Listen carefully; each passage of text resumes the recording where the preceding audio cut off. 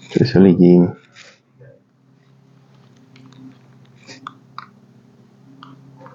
Acho que ele tá escondidinho.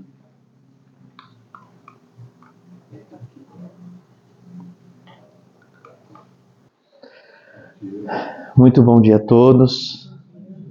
Que Jesus nos abençoe nessa manhã. Que possamos todos nós aprender um pouquinho daquilo que o nosso Mestre Jesus nos ensinou há mais de 2000 anos e tralalá, e até hoje, enquanto espíritos imperfeitos, mergulhados ainda no nosso orgulho, nas nossas imperfeições, continuamos tentando aprender, né, aquilo que nosso Mestre nos trouxe. Bom, me chamo Pércio, na qualidade de espírito tão imperfeito quanto todos vocês, acho que mais, porque eu estou aqui falando, eu tive que estudar tudo, né, para poder falar um pouquinho. Então, queria convidá-los a um bate-papo, não necessariamente a uma exposição, não é uma palestra, é uma conversa. Então, gostaria que vocês participassem comigo à medida do possível, tá bom? Vamos tentar respeitar o horário, claro, senão a gente pode ficar muito tempo aqui para passar isso. Bom, eu trago hoje o capítulo 5 do Evangelho segundo o Espiritismo, onde tem o título de Bem-aventurados os aflitos. Eu copiei todas em letras direitinho, vírgula, conforme está escrito no Evangelho, e eu vou ler com vocês. Bem-aventurados os que choram, porque serão consolados. Bem-aventurados os que têm fome e sede de justiça, porque serão saciados.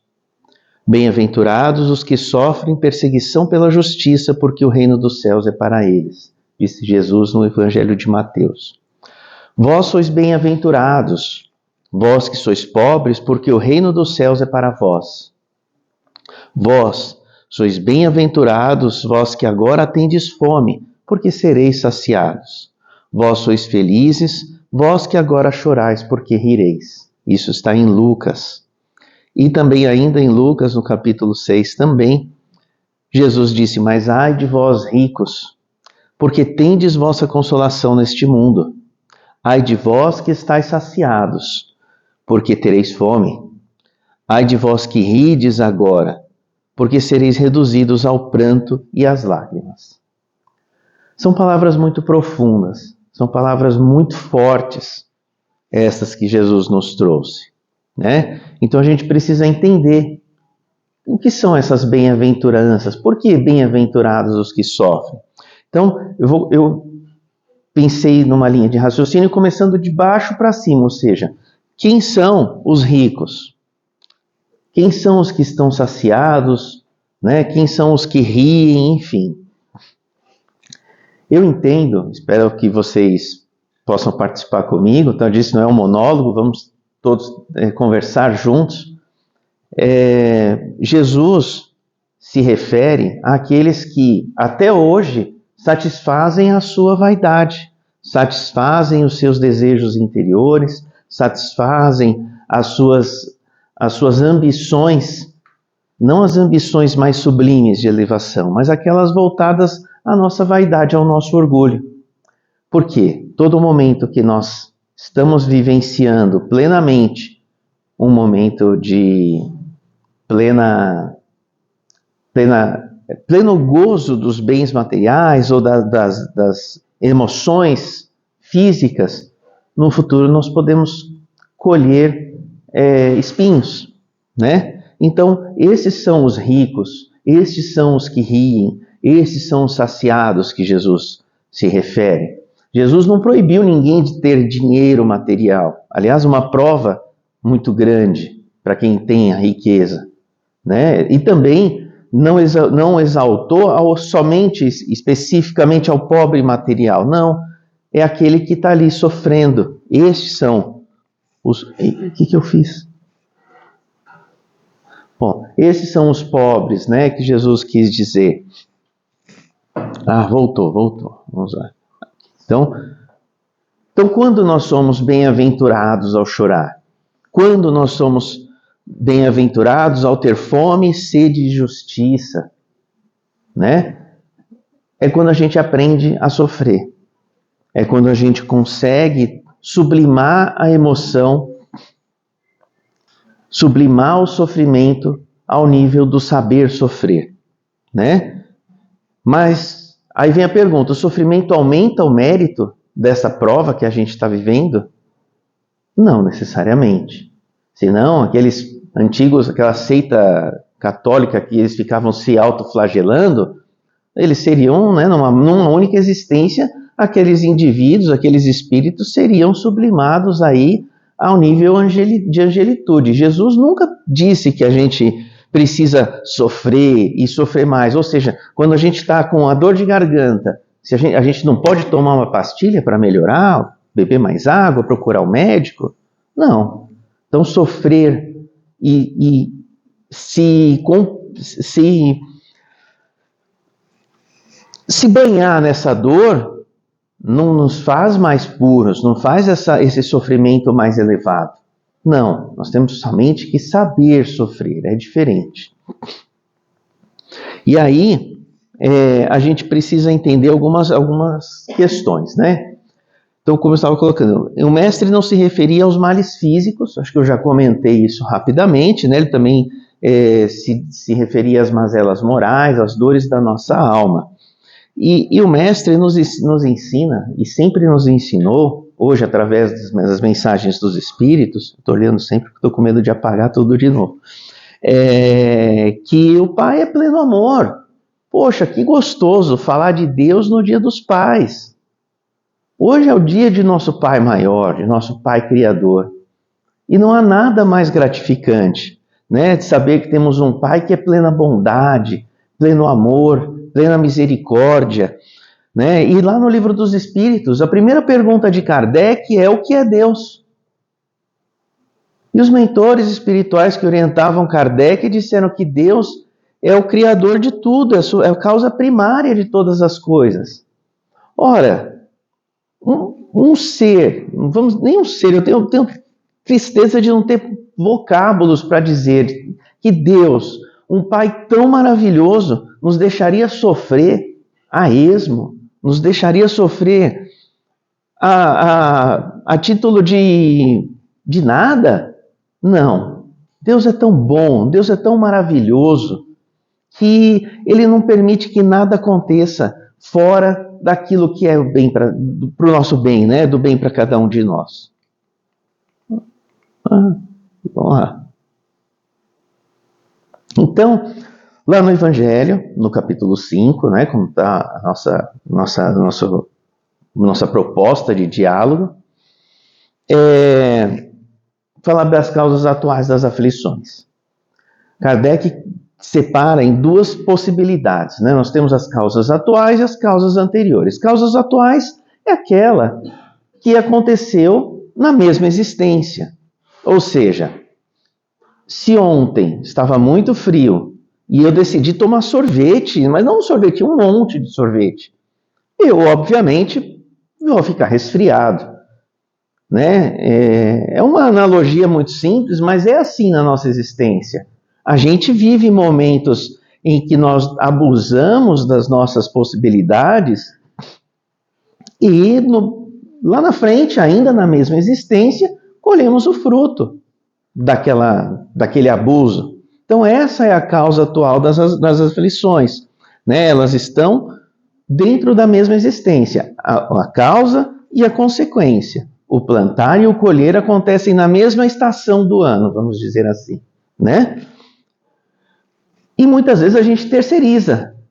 A gente terceiriza a responsabilidade porque aquele sorvete estava muito bom e não sabia que tinha mais gente para tomar. Ah, mas eu quis mais um pouquinho. Não, a gente tenta se eximir da culpa. Quantas vezes a gente não faz isso? Né? Quantas vezes a gente fala que a culpa de um acidente no trânsito foi do outro que nos fechou e não da gente que estava ao celular? Um exemplo simples, gente. Isso acontece diariamente. Acontece comigo. Aconteceu comigo, aconteceu com muita gente. Então, não estou falando nada que não seja verdade, né? E um exemplo corriqueiro. A culpa é do outro. Eu estava no celular, mas a mensagem ali era importante. Eu não podia deixar de ler ou de responder. Não é verdade? Então, isso é o grande problema das nossas aflições, né? Não só das atuais, mas das anteriores também, a gente terceirizar. Mas não, o Pai espera que a gente se responsabilize, se a gente se aproprie das nossas responsabilidades quanto às nossas imperfeições, aos nossos equívocos e das consequências que eles podem nos trazer.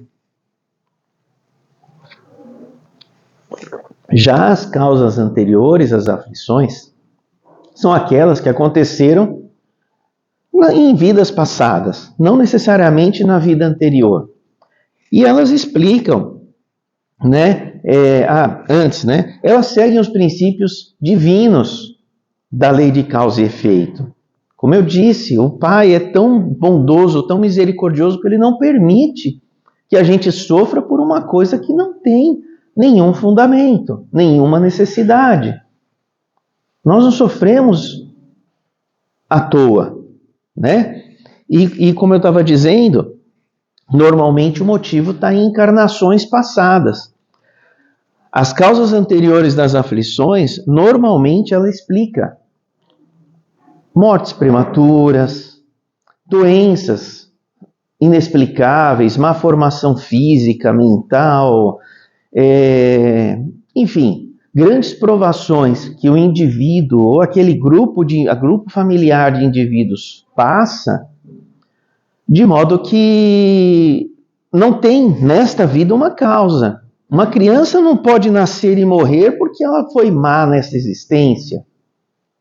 Né? Não, com toda certeza, aquela vida, aquela existência tão curta é para o seu aperfeiçoamento, o aperfeiçoamento daquele espírito, da família, mas devido a uma causa anterior, que a gente não tem explicação, graças às leis divinas que regem, né, todo o universo e que regem o processo de reencarnação e que faz com que a gente esqueça. O esquecimento é uma bênção. Uma bênção que nós não mensuramos o quão é importante o esquecimento das vidas passadas, para que possamos recomeçar as tarefas que deixamos para trás, né?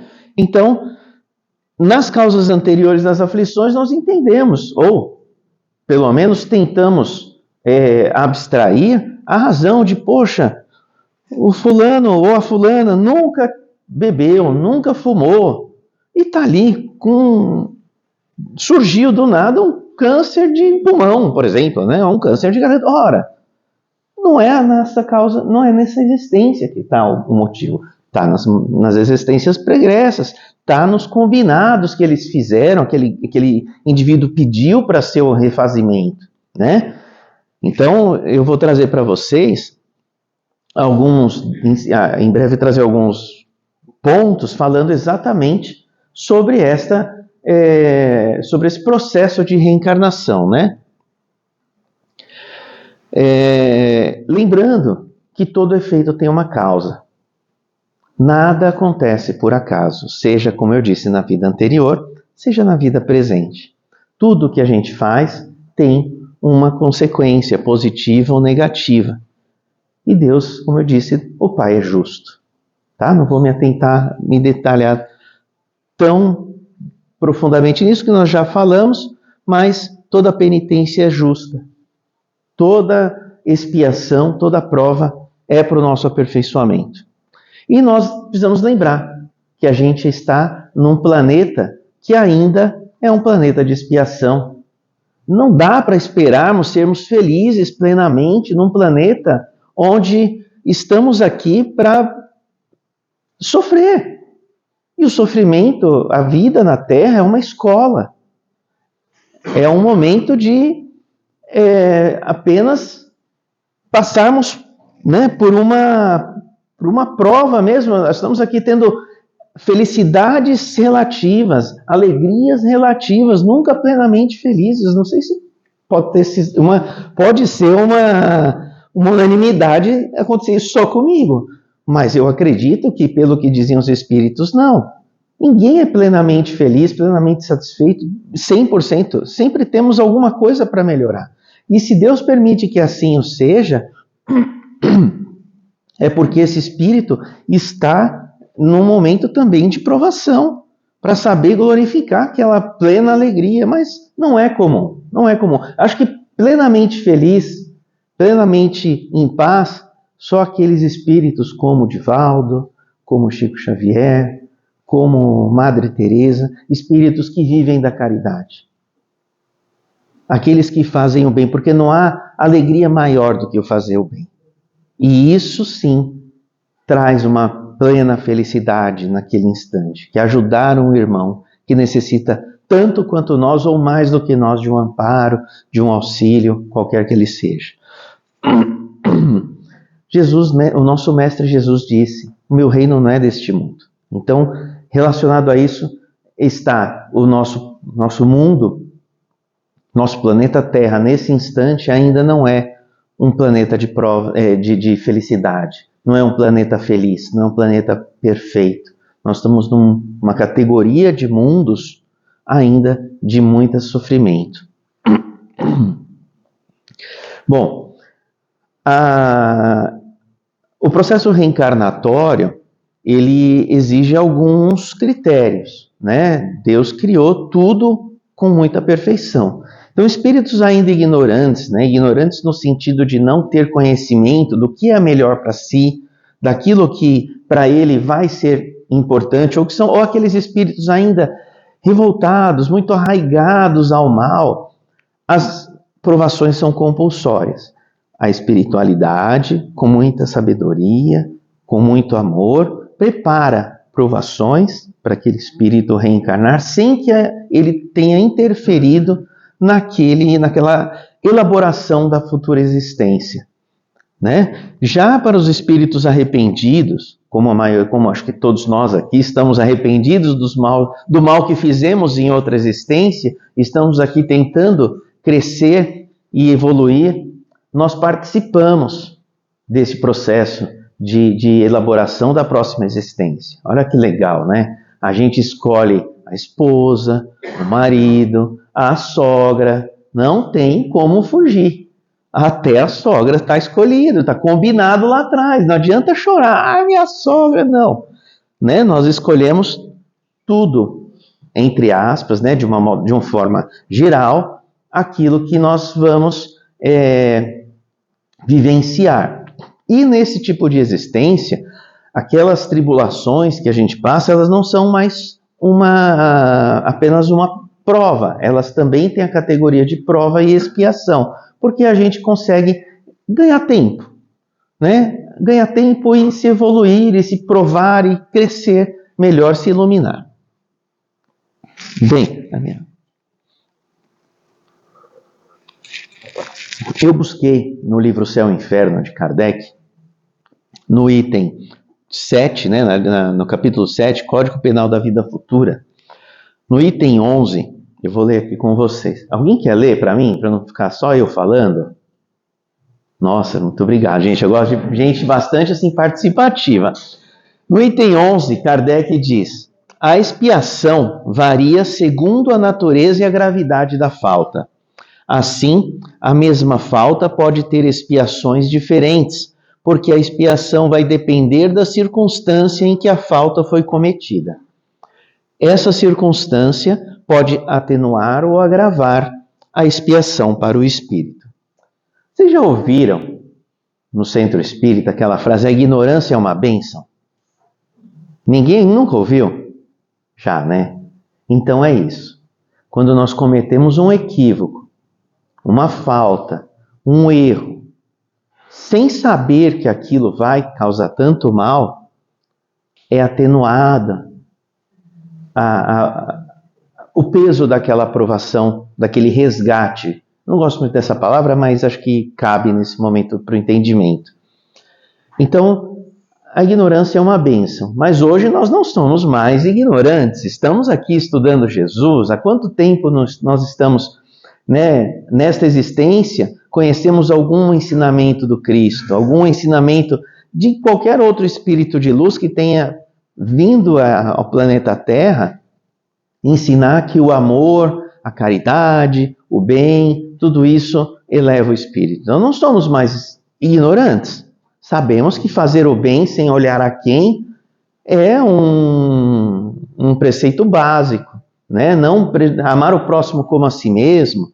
Então, hoje nós temos já consciência. Então é importante, quando errarmos, sabermos que nossa consequência vai ser mais rigorosa.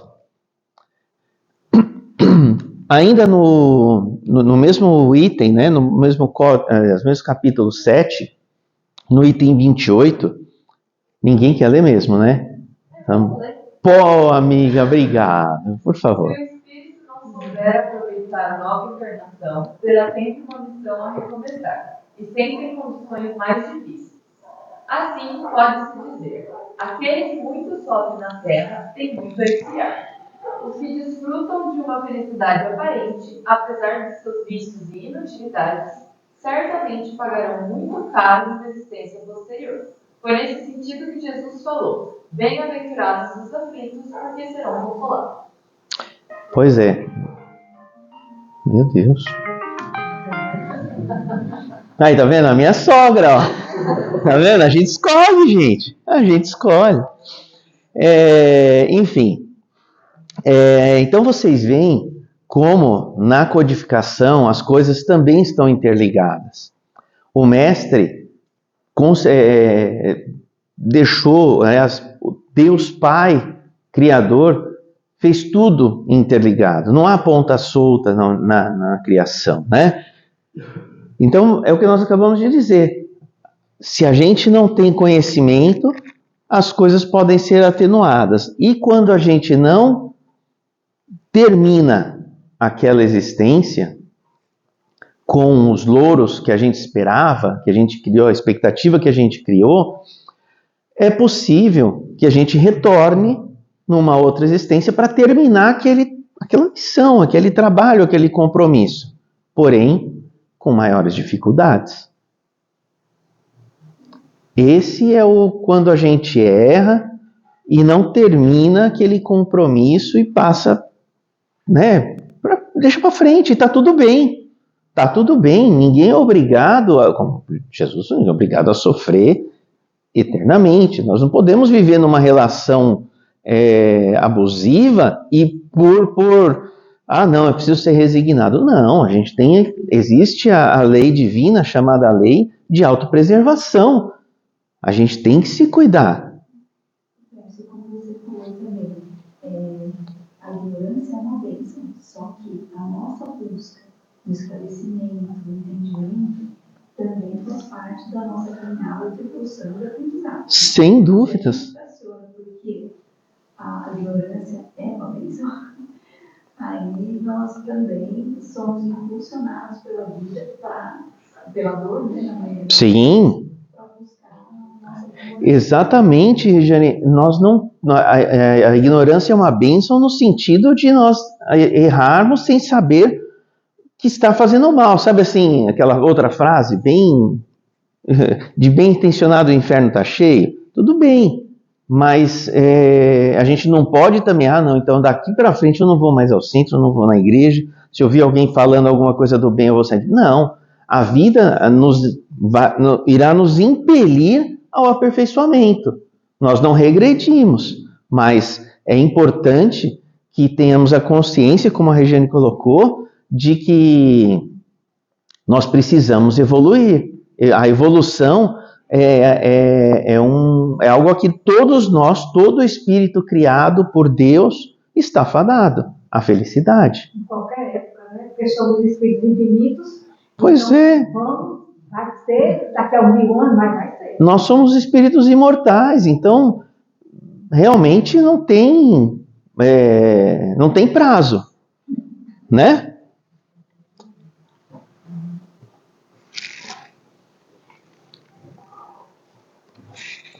E o sofrimento, como eu havia comentado, está ligado à imperfeição.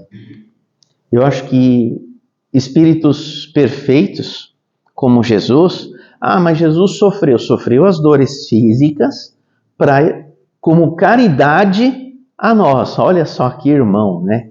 Que irmão é esse que vem de um nível elevadíssimo, né? De um nível sublime, se reduz ao nível físico de um mundo de provas e expiações, para sofrer as dores físicas e nos ensinar o amor. Como eu já escutei há muitos anos atrás no centro espírita, a palavra convence, mas o exemplo arrasta. E Jesus continua nos arrastando com seu exemplo. Não foram só as suas palavras, né? Então, a cada um conforme suas obras, disse Jesus, né? E Kardec acrescenta tanto na terra quanto no céu, ou seja, ou no plano espiritual ou no plano físico. Ninguém desencarna e vira santo, ninguém reencarna e vira santo também, vira Cristo. E na pergunta 258, eu não vou ler com muito detalhe a pergunta e a resposta, mas Kardec pergunta se enquanto na fase espiritual, né, no mundo espiritual, nós temos consciência daquilo que nós vamos vivenciar na próxima vida. E os espíritos respondem que sim, nós temos, né, uma participação do gênero de provas. Acho que nós comentamos rapidamente já sobre isso. Né? E ainda na pergunta 258A, né, seguinte ali, complementando a pergunta anterior, Kardec então pergunta, quando eu leio isso, eu tenho a impressão de um espanto, mas não é Deus que impõe as coisas? Não, os espíritos colocam, não, Deus não impõe nada, nada acontece sem a permissão divina, mas Ele permite que a gente possa, dentro dos limites do nosso conhecimento e da nossa evolução, escolher as provações e o tipo de provação que a gente vai passar. Lá no livro Missionários da Luz, não sei se vocês já leram esse livro, é fantástico, na obra de André Luiz, né, o terceiro livro de André Luiz, ele fala sobre a situação, no capítulo 12, capítulo 13, sobre o Segismundo. Segismundo era o espírito que vivia em nosso lar, trabalhador de nosso lar, não era um espírito necessitado, que estava ali em sofrimento. Não, ele já era um trabalhador, já vivia há muito tempo em nosso lar. E ele estava em processo de reencarnação, mas ele estava precisando de ajuda. Então, um amigo de Segismundo foi até André Luiz e Alexandre, que era o mentor que orientava o Dr. André Luiz naquele momento, né, solicitar ajuda. E aí, então, nesse momento, o Dr. André Luiz, meu amigo, né, meu brother, o Dedé, ele descreve os processos pré-reencarnatórios. Esse momento é lindo nesse livro, porque ele começa mostrando os combinados que fazemos com aquele grupo de espíritos com quem reencarnaremos. Quem será nosso pai, nossa mãe, os nossos irmãos, os nossos filhos, familiares, e como vai ser aquela programação daquela existência. Olha que lindo, né? Como pai, é Dia dos Pais, a gente tem que agradecer a Deus por sermos filho dele, realmente. É um pai de muita bondade, muita caridade. Então, existe toda essa parte estrutural, né? Depois, o departamento de reencarnação, onde é feita toda a organização do corpo físico. É criado um modelo de um corpo físico que nós reencarnaremos. Aquele modelo, para nós seria um holograma, não existe ainda na Terra, né? Mas um holograma de como seria aquele corpo físico na fase infantil, adulta e tudo mais. A partir desse momento, passa-se ao processo de fecundação, que também é guiado pela espiritualidade. Veja, André Luiz coloca muito claramente que é selecionado para a reencarnação do Segismundo um determinado espermatozoide. Não é a esmo. Vocês veem, nada acontece por acaso. Nem o espermatozoide que fecunda o óvulo é ao acaso. Ele é energeticamente selecionado pela espiritualidade responsável, né, a equipe de reencarnação, que vai providenciar aquela fecundação e o desenvolvimento dos genes necessários para a constituição daquele corpo previamente estabelecido. Então vejam, é incrível É fantástico quanta coisa envolve as provas e expiações que nós vivemos hoje.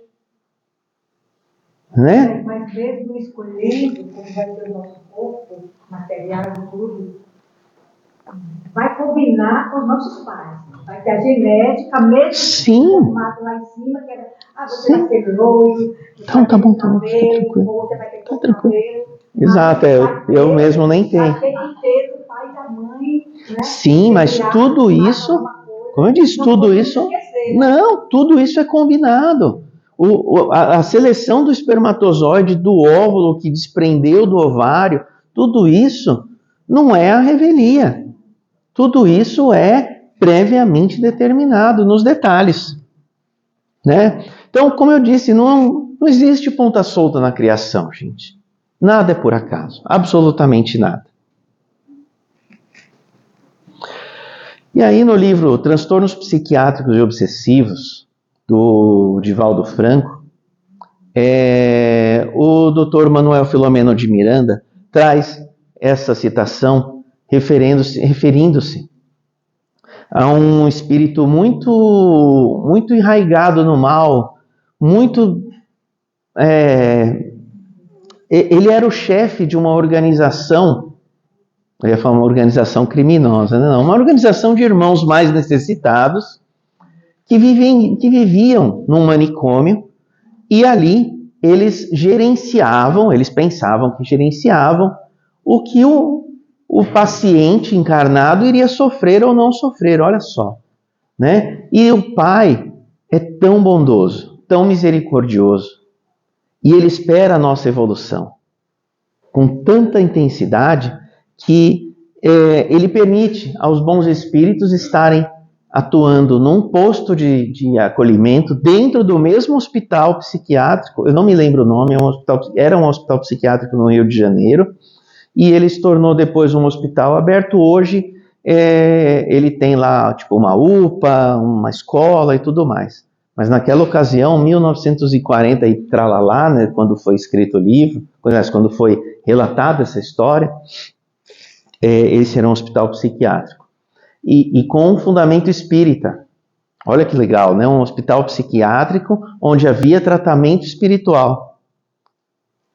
Os pacientes tomavam passe, tomavam água fluida e tinha toda essa assistência espiritual. E nesse momento, falando do acolhimento e do amparo a um desses irmãos, o Manuel Filomeno de Miranda, ele mesmo fala, né, comenta sobre a situação, que o amor do Pai Criador é tão profundo e transcendental, e a rebeldia humana tão sistemática e persistente, ou seja, nós nos comprazemos no mal. Nós adoramos permanecer no estado que nós estamos, mas o Pai é maravilhoso. Então é persistente que, se não houvesse a misericórdia, a justiça seria tão severa e nós não teríamos condições de se refazer. Então, Deus nos permite, pela sua misericórdia, pela sua bondade, o abrandamento das nossas provações. E aí vem, então, por que ser resignado? Né? Diante de tudo que nós conversamos, por que sermos resignados? Então, quando nós sofremos, reduzimos nossos débitos, né? E revoltar-se contra as provas é revoltar-se contra a bondade de Deus, ou seja, é fazer uma dívida pagando outra. Então a gente vai ficando naquela bola de neve. E uma forma de nós nos resignarmos com mais tranquilidade é enxergarmos a vida física a partir da vida espiritual. Quando nós, como a nossa irmã colocou, nós somos espíritos imortais, Deus nos criou, não teremos mais fim. Então, quando a gente olha esta existência como um ponto no infinito, a gente percebe que o sofrimento ele é mais curto. Ele não é aquele sofrimento de quem está no olho do furacão. A gente se coloca numa posição... Não vou sair para nós não sair da terra. Quando a gente se coloca numa posição de fora para o sofrimento, e a gente perceber que é breve, tudo fica mais fácil ou menos difícil. Gente, eu estou falando para vocês, mas estou falando para mim primeiro. A minha orelha está mais próxima da minha boca do que a orelha de cada um de vocês. Então, isso vale muito mais para mim, tá? E aí, ainda nas instruções dos Espíritos, Lacordaire traz essa mensagem, né? Bem-aventurados os aflitos, pois pode, pois, ser traduzido assim: bem-aventurados aqueles que têm oportunidade de provarem sua fé, sua firmeza, sua perseverança e sua submissão à vontade de Deus, porque terão cêntuplo de alegria que lhes falta na terra, e depois do trabalho virá o repouso. Ou seja, depois do sofrimento há um momento de tranquilidade. É assim na nossa vida. A nossa vida é cíclica, né? Um momento a gente está bem, depois fica um período meio que... É como a maré, né? Tem a maré alta, ela dá aquela acalmada, depois ela vai, baixa a maré. A vida é assim. A natureza nos mostra em todos os momentos como é a nossa existência. E, chegando aqui perto do final, eu vou comentar rapidamente sobre a parábola do filho pródigo. Receio que vocês conheçam, mas vou ser bem sucinto, dado o nosso horário.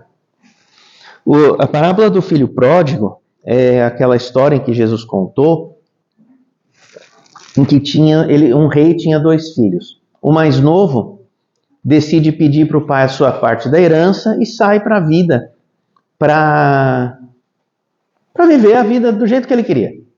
E aí ele sai e é só alegria, é festa, né? E num determinado momento, o dinheiro acaba. A fortuna que ele recebeu do seu pai, ela acaba. E nesse momento, ele vai lá, né, viver junto ele acaba se vendo, no momento ele está junto aos porcos, comendo ali daquelas coisas que as pessoas iam jogar aos porcos, né? E ele se lembra que o rei, tinha um jornaleiro. E esse jornaleiro recebia dinheiro, recebia pão, recebia alimento do rei. Ele falou, poxa, se meu pai ajuda os jornaleiros, eu vou lá para trabalhar, para estar junto dos jornaleiros do meu pai. E aí, quando o pai vê aquele filho chegando de longe, todo esfarrapado, maltrapilho, sujo, todo destruído moralmente, ele vai rapidamente ordenando aos seus servos para ir acolher o seu filho, vesti-lo com uma túnica, tira o seu anel de rei e põe no filho. Com muita alegria, ele pede para que se matem um bezerro, né, uma novilha, sei lá, um animal, para que seja feito dias e noites de festa pelo retorno do filho. E o filho mais velho, vendo tudo aquilo, ele vai perguntar para o pai, poxa pai, eu estou aqui com você, nunca te abandonei, e você faz isso tudo, não faz nada disso para mim, não faz uma festa para mim, para o meu irmão que saiu, gastou todo o seu dinheiro, você faz uma festa? E o pai responde para o filho mais velho, você sempre está aqui comigo, meu filho. Tudo que é meu é seu. Agora o seu irmão era morto e reviveu. Então nós temos obrigação de nos regozijarmos com isso, diz Jesus, né? Então, essa história nos faz pensar o quê? Eu não vou entrar no contexto, no destrinchar de toda a história, mas nós não somos o filho pródigo? Nós não já saímos, desde que nascemos como espírito, e abusamos dos bens que o Pai nos deu, e hoje estamos aqui, humildemente, retornando ao Pai. E mais, olha, a gente não vê, mas a gente sente a espiritualidade nos acolhendo, né? O filho mais velho que deixou os seus ciúmes de lado e foi acolher o seu irmão, que renasceu. Nós somos espíritos que estamos voltando, somos os filhos pródigos que estão voltando para a casa do Pai. E é importante que nós nos lembremos sempre, né? Que Jesus, isso está no capítulo 25 também do Evangelho, foi de lá que eu tirei essa frase. Mas Jesus disse: pedir e se vos dará, buscai e achareis, batei a porta e ela se vos abrir-se-á. Ora, Jesus ainda comenta, né, que se um pai, ou se um filho pede ao pai um pão, nós não damos uma pedra. Ou se pede um peixe, nós não damos uma serpente. Se nós, que somos imperfeitos, nós que não sabemos a plenitude do amor, sabemos dar algo bom ao filho, quem dirá ao Pai, Criador? Ele, com toda certeza, nunca nos desampara. E é isso que eu queria dizer. No final de tudo, nós nunca estamos sozinhos. Em todo momento, nós estamos sendo amparados, seja no momento de provação com resignação, seja no momento de provação com ira, com revolta. Né? E até a gente lembra, eu lembrei daquela música Pegadas na Areia, e que quando o narrador ali fala, né, que quando ele estava nos momentos mais difíceis, só tinha uma pegada, um rastro de areia. E aí o Mestre Jesus, que está ali acompanhando aquele rapaz no seu sonho, diz: filho, esses rastros são meus, ouça o que vou te dizer. Nas suas horas de angústia, eu carregava você. Então, eu deixo aqui a minha exortação ao Pai, a bondade de Deus misericordioso, que sempre nos acolhe, sempre nos ampara. E nós nunca estamos sozinhos nas dores físicas, morais, espirituais que vivemos nessa existência. E que possamos estar cientes disso, sendo resignados, sendo fortes na nossa fé, porque tudo passa. Para encerrar, definitivamente, eu trouxe do livro Parnaso de Além Túmulo. Eu imprimi, mas como tem lei de direitos autorais, tudo, eu tinha que pedir para a FEB, né? Não vou fazer isso. Então, eu só copiei para orarmos juntos essa prece que o espírito José Silvério Horta escreveu lá em 1900 e tralelá. Foi o primeiro livro de poesias que o Chico publicou, né? E essa oração, ela é muito verdadeira para o momento que nós vivemos. Então eu vou convidar todos vocês a fechar os olhos, a juntos elevarmos o nosso coração em pensamento a Jesus,